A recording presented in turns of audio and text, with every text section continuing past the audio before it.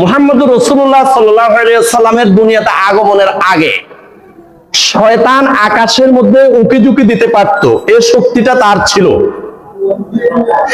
আর মুহাম্মদ সাল্লাল্লাহু আলাইহি সাল্লাম এই দুনিয়াতে আগমনের পরে শয়তান আর উঁকি ঝুঁকি দিতে পারে না। ওয়ালাকাদ যায়্যানাস সামাআদ দুনিয়া বিমাসাবিহা ওয়া জাআলনাহা রুজুমান লিশ-শায়াতিন। মুহাম্মদ সাল্লাল্লাহু আলাইহি সাল্লাম এই পৃথিবীতে আসার পরে শয়তান আর আকাশে উঁকি ঝুঁকি দিতে পারে না। আল্লাহ পাক উল্কা পিণ্ড শয়তানকে মারে, শয়তান আর উঁকি ঝুঁকি দিতে পারে না। কিন্তু মুহাম্মদ সাল্লাল্লাহু আলাইহি সাল্লামের আগমনের আগে শয়তান উঁকি ঝুঁকি দিয়ে শুনতো আল্লাহ পাক রব্বুল আলামিন কোন বান্দার প্রশংসা করতেছে। ফেরেশতাদের সামনে আল্লাহ পাক রব্বুল আলামিন যে বান্দার প্রশংসা করে ওই বান্দার অন্তরে ঢুকে আল্লাযী ইউওয়াসওয়িসু ফি সুদুরিন নাস, তার অন্তরের মধ্যে ঢুকে কুপ্ররোচনা দেওয়া শুরু করতো শয়তানে। এখন একদিন আল্লাহ পাক রব্বুল আলামিন আইয়ুব আলাইহিস সালাতু ওয়াস সালামের প্রশংসা করতেছে ফেরেশতাদের সামনে। এখন শয়তান উঁকি ঝুঁকি দিয়ে সবগুলো প্রশংসা শুনে ফেলছে, শুনি বলতেছে আল্লাহ এই যে আইয়ুব আলাইহিস সালাতু ওয়াস সালামের প্রশংসা আপনি করতেছেন, আইয়ুব আলাইহিস সালাম কোনো অভাব আছে? উনি বাদশা মানুষ, উনি রাষ্ট্রপতি, উনি একটা রাষ্ট্র পরিচালক, উনি এত বড় একটা রাজা, ওনার কোনো অভাব নাই, শান শৌকতের অভাব নাই, উনি তো সার্বক্ষণিক জিকির করবেই, ওনার তো কোনো অভাব নাই।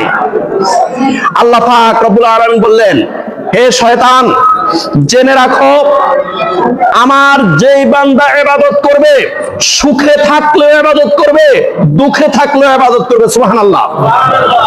আমার যেই বান্দা আমার হুকুম মানবে সে একদম শান শৌকতে থাকলো আমার হুকুম মানবে, আবার সে মুসিবতে থাকলো আমার হুকুম মেনে নেবে। শয়তান বলল আমি মানলাম না। এবার আল্লাহ পাক রব্বুল আলামিন শয়তানকে বলে তুমি কি করতে চাও? শয়তান বলল আমি পরীক্ষা করব। আল্লাহ পাক রব্বুল আলামিন শয়তানকে ক্ষমতা দিল, ঠিক আছে তুমি পরীক্ষা করো। একদম হযরত আইয়ুব আলাইহিস সালাতু ওয়াস সালামের 40টা সন্তান মুক্তবের মধ্যে লেখাপড়া করতে গেছে, ছাদ ভেঙে দিয়ে 40টা সন্তান মেরে ফেলেছে। আইয়ুব আলাইহিস সালামের কাছে খবর এসেছে, উনি বলেন আলহামদুলিল্লাহ, এই সন্তানগুলো দিয়েছে কে? আবার নিয়েছে কে? আমার করার কিছু নাই, আলহামদুলিল্লাহ। শয়তানকে আরে ঠকি না গেলাম।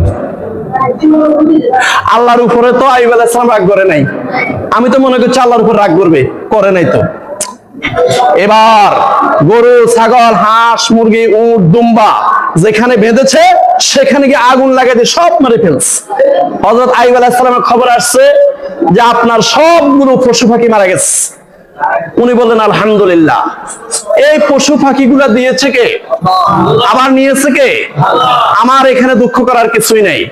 শয়তান জ্বলে পুড়ে শেষ। হায় রে, আইয়ুব আলাইহিস সালামরে তো দোকায় ফেলতে পারলাম না। এবার শয়তান কি করলো?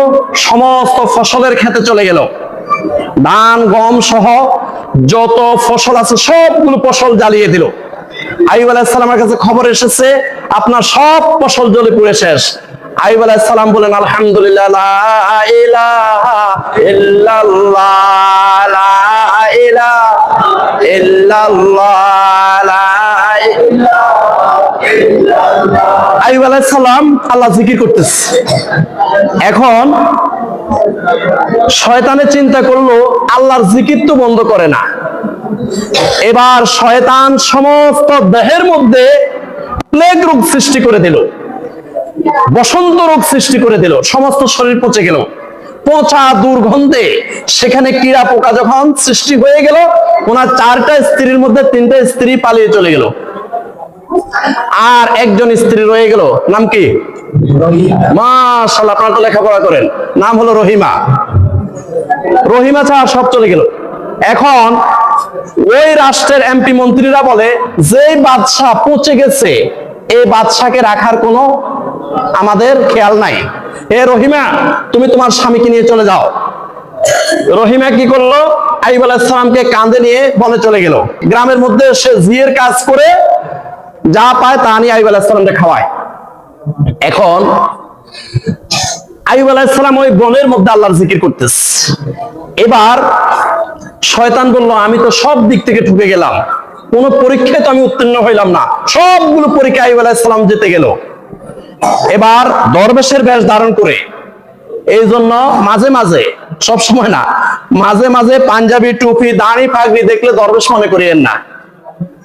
অনেক সময় শয়তানও এই বেশ ধরে, কথা কন না, কে ধরে? কি করছে শয়তানে? একদম জুব্বা লাগায়, দাড়ি লাগায়, টুপি লাগায়, পাঞ্জাবি লাগায়, পাগড়ি লাগায় আসছে। আসি বলতেছে, এই গ্রামের মধ্যে রহিমা নামে যে মেয়েটা আসে, এরে তোমরা কাজের মধ্যে রাখবে না, এ চোর। তার এই লেবাস দেখে সবাই বিশ্বাস করছে, কেউ কাজে রাখে নাই।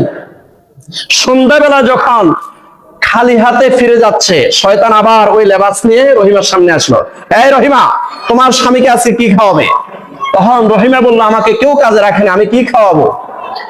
আমার কাছে তো কিছুই নাই। তো ঠিক আছে, তোমার কাছে কিছুই নাই, তোমার তো লম্বা লম্বা চুল আছে, এই চুলগুলো আমাকে দিয়ে দাও, এর বিনিময়ে আমি তোমাকে খাদ্য দিব, সেই খাদ্য নিয়ে তুমি তোমার স্বামীকে খাওয়াবে। রহিমা চিন্তা করলো, হ্যাঁ, আমার স্বামীর সন্তুষ্টিতে আমার জান্নাত, স্বামীর অসন্তুষ্টিতে আমার জাহান্নাম, আমি তো খাদ্য নেওয়া উচিত। রহিমা চুল দিয়ে খাদ্যগুলো নিয়ে নিল। আর শয়তান ছৌ করে চলে গিয়ে রহিমার আগে আগে গিয়ে আইয়ুব আলাইহিস সালামের কাছে বলল যে, আপনার স্ত্রী আজকে চুরি ধরা খেয়েছে, আপনার স্ত্রী চুরি করে আর সেই চুরির খাদ্য আনি আপনাকে খাওয়ায়। আইয়ুব আলাইহিস সালাম কে আচ্ছা। এবার রহিমা যখন খাদ্য নিয়ে গেল, আইয়ুব আলাইহিস সালাম বললেন, আগে তোমার চুল দেখাও। যখন রহিমা মাথা থেকে ঘুমটা সরালো, দেখলো চুল নাই। আইয়ুব আলাইহিস সালাম বললেন, তুমি চুরি করো, সে চুরি করা খাদ্য আনি আমাকে খাওয়াও, আমি খাবো না, তুমি আমার কাছ থেকে চলে যাও, আমার জন্য আল্লাহই যথেষ্ট। আমার জন্য কে যথেষ্ট? রহিমা দূরে চলে গিয়ে সেজদায় পড়ে আল্লাহর কাছে কাঁদতেছে। আর আইয়ুব আলাইহিস সালাম জিকির করতেছে, লা ইলাহা ইল্লাল্লাহ, লা ইলাহা ইল্লাল্লাহ, লা ইলাহা। এখন শয়তান চিন্তা করলো, জিকির তো বন্ধ হয় না, রাজত্ব শেষ করে দিলাম, স্ত্রী 3টে চলে গেছে, এখন এটারও দূরীভূত করলাম, 4টেই শেষ, সমস্ত শরীর পচাই ফেললাম, ফসল সন্তান সব নিয়ে নিলাম, কিন্তু জিকির তো বন্ধ হয় না। এবার শয়তান কি করলো? চিন্তা করলো, যে জিহ্বা দিয়ে জিকির করে এই জিহ্বাটার মধ্যে ফোঁকা ধরাইতে হবে। এবার শয়তান ওই জিহ্বার মধ্যে জিহ্বা পচাইয়া ওই জিহ্বার মধ্যে ফোঁকা ধরাই দিল, এখন আর জিকির করতে পারতেছে না।